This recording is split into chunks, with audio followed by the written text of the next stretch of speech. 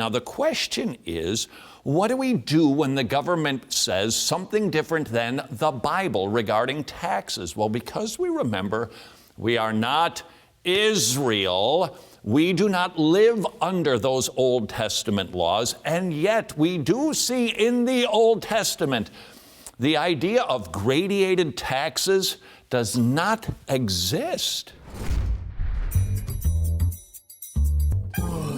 This would require, though, raising taxes. There's an element where, people are going to have to start paying their fair share in taxes. Absolutely. Everyone should be paying their fair share of taxes. That's in the Bible. In Exodus 30, the Lord instituted the head or poll tax. Each person numbered in a census from 20 years old and up shall give half a shekel. The rich shall not give more, and the poor shall not give less than the half shekel when you give the Lord's offering to make atonement for your lives.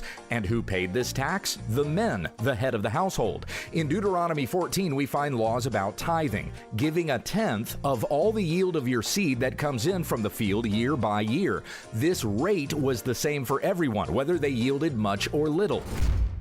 Should there be different tax rates? Not according to the Bible.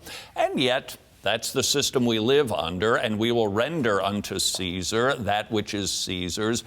But we also recognize that gradated taxes, having different tax rates based on income, that is not a biblical concept. That is a concept that comes from Karl Marx. No kidding. It's socialism. If you recall, his concern was labor. It had all to do with the oppression of people, the rich people, holding them down, paying them poor wages. Here's the way that we fix that, according to Karl Marx. Flatten it. Just everybody makes the same amount. In other words, the rich are forced to give to the poor. They're forced. Do we give to the poor? Of course we do. Voluntarily, out of our heart. The government, through socialism, forces rich people to pay more than poor people. That is the socialist structure of different tax rates, and it is not the biblical approach to taxes. Nevertheless, even though our system is not biblical, that doesn't mean we don't obey, because remember, the church, not Israel.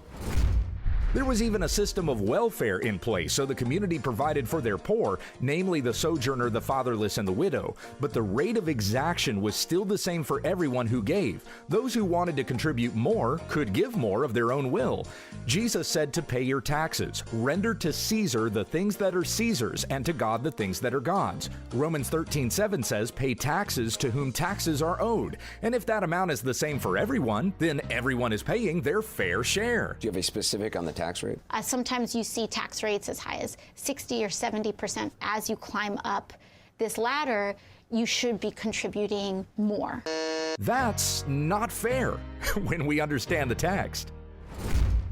Fairness and the law aren't always the same thing, and when they are not, the Christian is not to rebel, become a revolutionary, overthrow the government, but we submit and pay our taxes.